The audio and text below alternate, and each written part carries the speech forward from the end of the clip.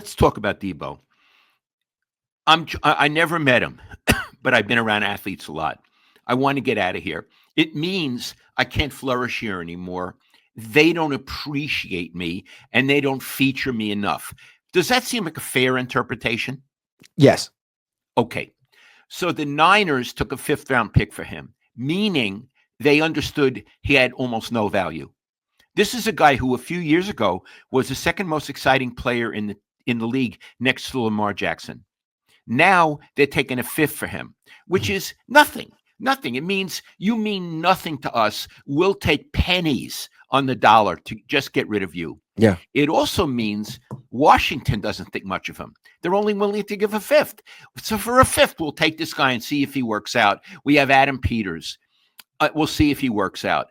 I heard, and again, I didn't confirm it, but someone familiar with what goes on in the league said the Niners reached out to Houston to see if they were interested in Deebo. Houston never got back to them. That's what I was told. I don't know if it's true. The guy at Houston used to be one of the coaches on the 49ers, D'Amico Ryans. Yeah. He didn't want to touch, according to my source, he didn't want to touch him. That is so interesting. Yeah. Because to me, the problem with Deebo Samuel is like, not only is he older and overweight, but he has a big platform. He has a podcast. He'll go on his podcast and talk about how he's not being used correctly. I mean, who needs that? No team needs that, especially for a guy on the downslope.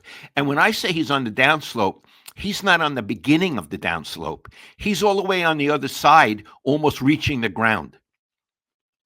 Yeah, he really is. And I mean, I guess there's a world where he has one more good year for the Commanders and they're taking a flyer that it could happen, but they're not giving him an extension. Most likely he won't be on the Commanders next season and he'll be bouncing around the league for the rest of his career, as long as that lasts. He's not going to have a good seasons for the Commanders. His good seasons are over.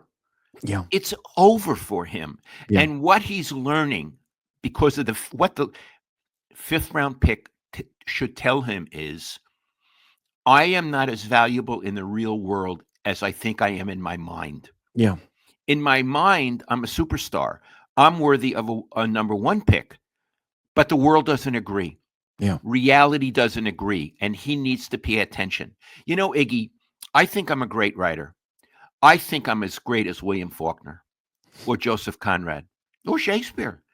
I never won a Pulitzer Prize and I didn't get the Nobel Prize. So as great as I think I am, I'm probably not that good because the world hasn't said, Lord, we want to give you the Nobel for literature. Yeah. Okay. So you know what? I've learned to adjust what I think of myself to what the world thinks of me. And what I am is a modest scribbler. And I'm happy with that. I'm not William Faulkner.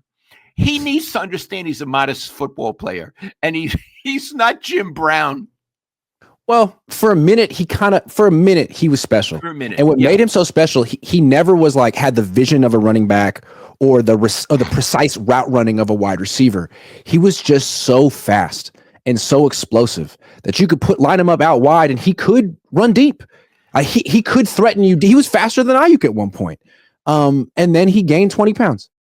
And then he lost a lot of that speed and explosiveness. So now as a running back, he's just kind of a slow running back who doesn't really see it. And as a wide receiver, no one's afraid of him running past him. So you can take away all the short stuff. So now he's like maybe a slot receiver at best, but the Niners, they have a fullback. They don't really use a slot receiver that much. So we'll see if he fits better in a different system. But really, he's running out of places you can play him. He's at this point a kick returner. And Iggy, here's what I think is going to happen with him. He'll play for Washington. Maybe they'll keep him the whole season. Maybe they won't. But after next season, he's out of the league. He won't bounce around. He'll bounce to his couch. Yeah. Yeah. Good point. Zach says Lowell coming out on fire. Well, we didn't do the show last week because he was in Indianapolis way too long, as it turns out. And I didn't put up anything on Substack because Iggy posts my stuff. I don't know how to do it. I'm too stupid.